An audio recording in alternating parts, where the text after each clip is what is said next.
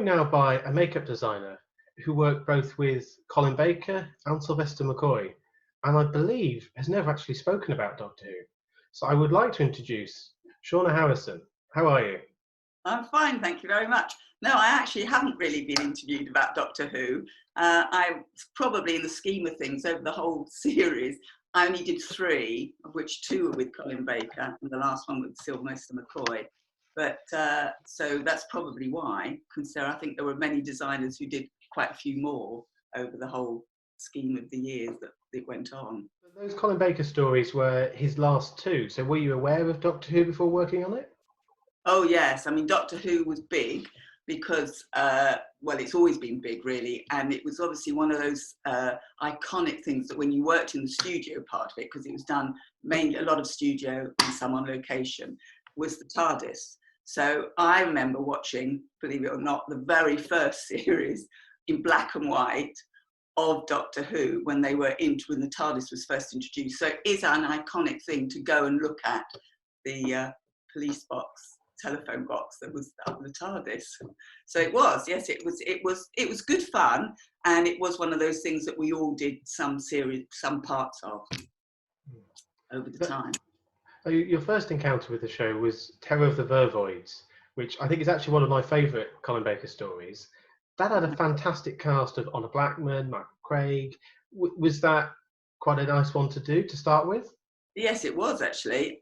Interestingly enough, with they got very good people to come in and guest really in their shows, and I wasn't particularly aware. I have to be honest, I can't remember being particularly aware, because it was a long time ago, of them being Colin Baker's last 2. But he was great fun to work with. The whole team were good. I'm not sure how many Bonnie Langford had done before then. I can't remember. But she was being introduced, I think, so that then she did the series, I think, with Sylvester McCoy. But yes, Honor Blackman was interesting because I was able to contact her with a slight inside knowledge, because she happened to be, I'm half Canadian, and the Canadian side of the family knew her, and she was godmother to my cousin. So when you're dealing with somebody, when you've got a big name, shall we say, and you can link up or introduce yourself on a much easier basis, it makes life easier. So you break down barriers quite quickly that way. And Michael Jaston, I had worked with when I still was an assistant, when he was in Tinker Tailor Soldier Spy. And that was a long-running series of John le Carré with Alec Guinness. So there were people so it always makes it life easier. And it was a great cast, so it was good. Yeah. That particular story, it was Doctor Who on a spaceship, but was it a little bit more straightforward in comparison to some of the latter ones you did? You probably caught me a bit on memory there. The main thing about the Vervoid one was the actual plant aliens, shall we say, and the whole thing for us was that we had one that was supposed to be a mutant, and I had with me a chap called Simon Titherley, and he was quite keen on prosthetics, so I got him as my main assistant. And I remember we worked on the plan of what we would do to the girl who was going to play the part, and I was quite keen to sort of make it look as though the plant was still under her skin. So there were parts, hopefully, I'm not sure how much it showed, but basically he sculpted as though they were still under the skin and then erupting out. I think the hierarchy, because of wanting certain things recognised, they didn't want it to cover her whole face. So hence why it was mainly, I think, one side, if I recollect. But that was quite a good thing to have to try and do. And we then had to link with the special effects department, because at the BBC, there wasn't really, outside now, you have a sort of the special effects department or lead special effects, but equally you get prosthetic special effects.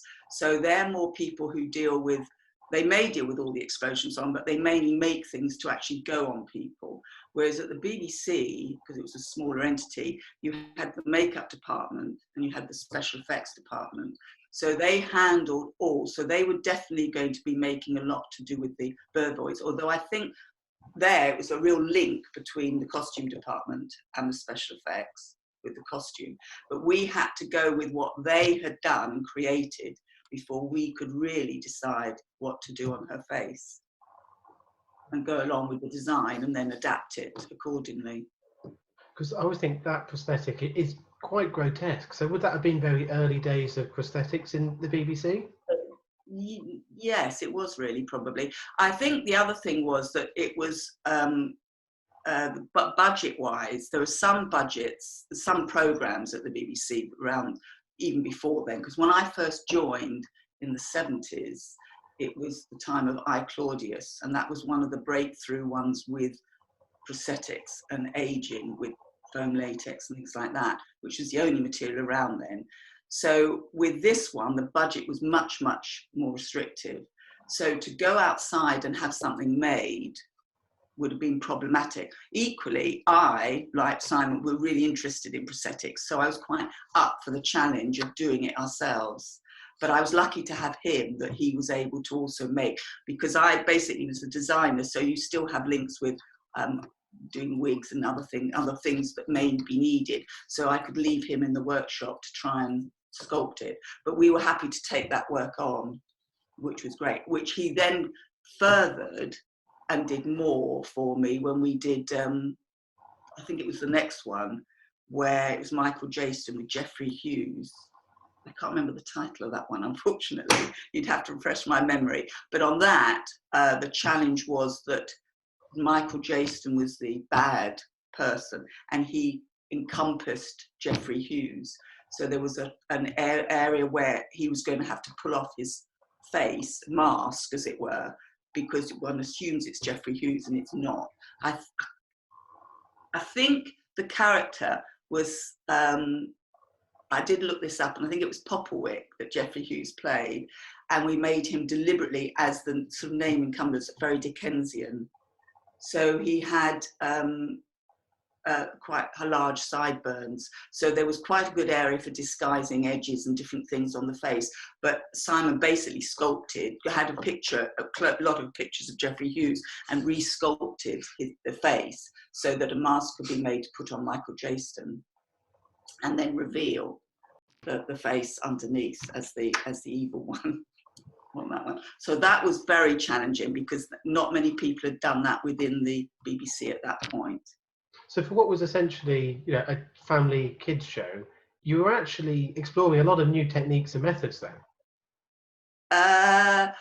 Yes, I suppose it was exploring in the sense of we were undertaking it ourselves rather than trying to outsource it. We didn't want the special effects department to do it, because there's a slight difference when you have things that are made by a special effects department who are really geared to explosions and making mechanical things that work. When you actually have prosthetic pieces that have to go on an artist, that artist has to really feel they can move around in them, and it's attached to their face. And there's a different skill in disguising edges and making it work and sculpting it for them.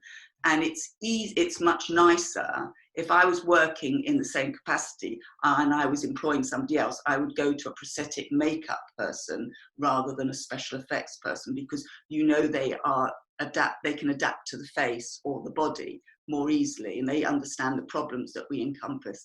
So that was quite good. We were doing that, but we enjoyed doing it. It was taking on learning. But the only material available to them then was the foam latex, which of course nowadays, I mean, with Neil Gorton and the Doctor Who now, it's all silicone. It's amazing. It's a completely different ball game, and there's a big budget thrown at it. Whereas in the BBC days, in the 1980s, that the budgets were small. So it had to be, you know, sort of worked out carefully, really, what we did. But it was quite challenging. It was, but it was partly because we were both interested in that area. For both of those Colin Baker stories, they were directed by Chris Clough. Had you worked with him before? How was he to work with on this? No, I hadn't. No, I hadn't worked with him before. I mean, I think the BBC, basically, the BBC did operate, it obviously no longer exists in the same capacity, but when we actually had departments which you collaborated them with very much, and we were linked obviously to costume in a big way and the effects and design, but you were in charge of your own department. So we would run things past directors. There would be production meetings, we'd run things past the director and so on, and you'd link with costume, but we basically came up with our own ideas. I think the thing now is that there are a lot more people out there, that there are art directors. So there's a lot more people who have to approve what we chose to do. So on Doctor Who, a lot of the directors were very happy to take our advice, really. And you ran it past, but a lot was approved and liked. We used to run things past John Nathan Turner, who would often just leave you to it, or he would have a definite idea that he wanted the Doctor Who, that particular program, to follow a certain route. For instance, if we just moved quickly to the Sylvester McCoy one, there were the characters, they're called the Kangs, I think, weren't they? Something like that. There were girls, basically, and there were 3 gangs. There was a yellow, a red. There was only one yellow, I think, is spy, but there was a yellow, red, and blue. And my assistant and I were just happened to be out. We were just trying to think of something. To be fair, on that one, there wasn't that involvement with prosthetics or anything like that. So we were trying to be a bit more creative. And I don't quite remember how we managed to get sort of almost a Hitler type moustache from Richard Briers, but it worked really well, and he was very for it. But with these Kangs, I can remember we were out shopping and we spotted a shop that sold these acrylic wigs, really, that were black, but had red in them, blue and yellow. And we suddenly came up with the idea, wouldn't it be great if they all had this and this was their mark? But we had to be very careful because we thought it was a great idea because of these colours being in these wigs, but they were all black and they were all identical in style. I think it was mainly just a fringe with a sort of a bob, but they looked really good. So we bought a few, took them back, and we had to convince Jonathan Nathan Taylor it was a really good idea to have these gangs like this. But he wanted us to make the hair different in the sense of more natural. So we had to then, we did buy them, but we then styled some of them in different ways, which was harder than it was because they're acrylic, which not boring or anything, but don't necessarily take curl and things like that. So it was a challenge, but he did agree. So that's how they ended up being sort of red, blue, and I think there was a yellow at the beginning or something, who died, but on those lines. So that was good.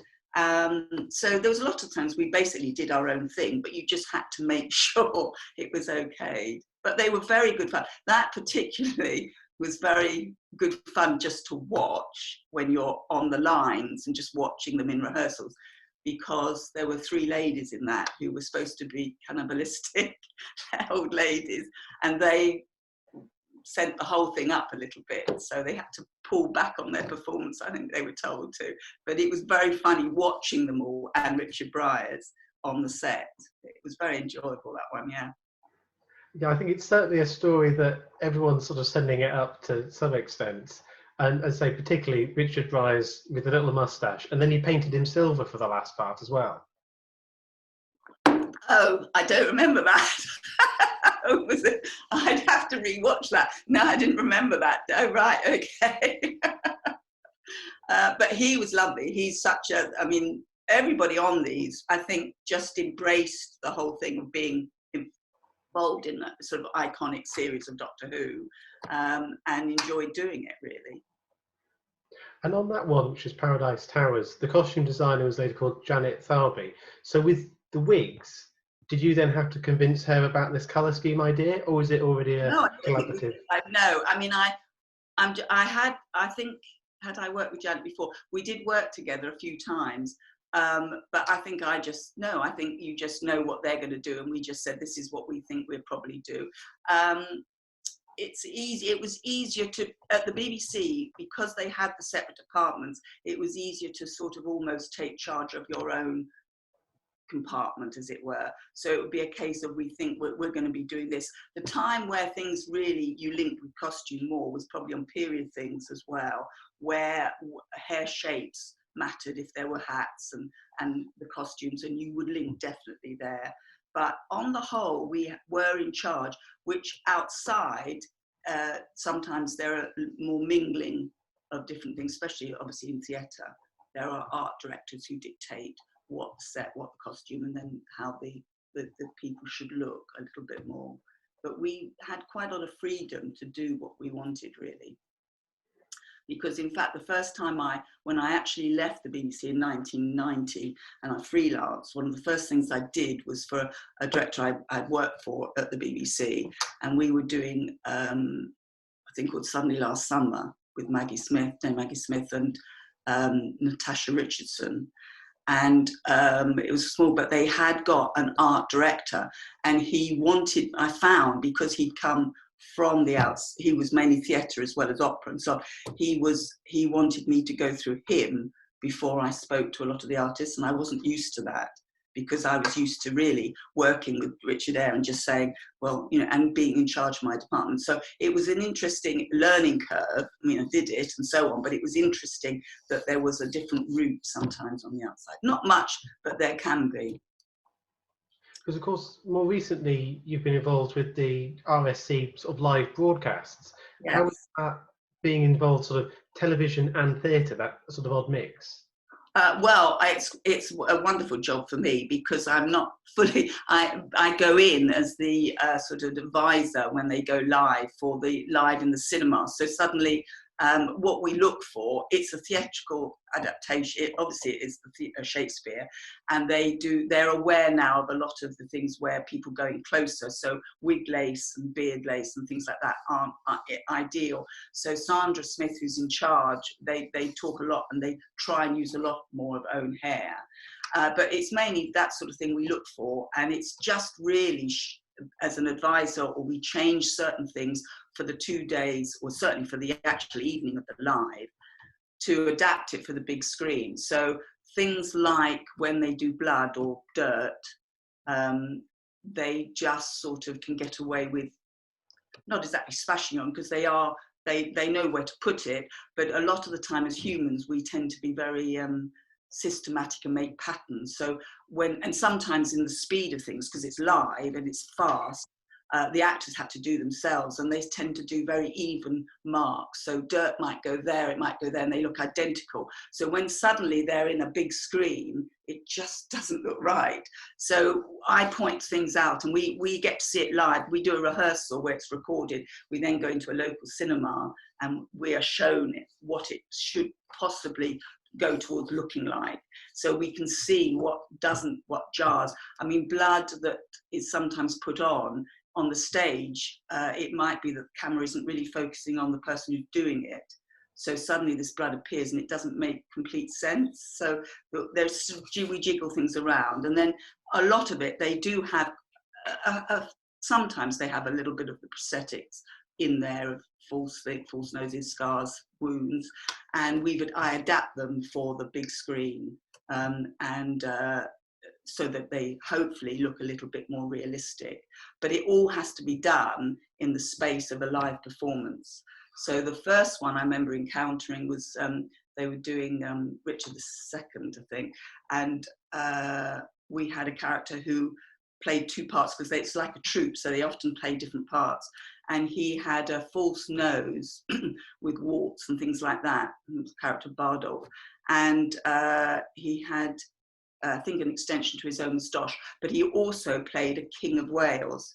So when we went back after the sort of interval, he was the King of Wales, where I think he had a beard. I'm not quite sure, but the ins and outs were he had a wig and he had a beard, but he had a quick change of something like 3 minutes to get out of a costume, out of the wig, out of the beard, and go back in to Bardolph with the false nose and everything. So they're literally, and another costume change. So the timing was massive.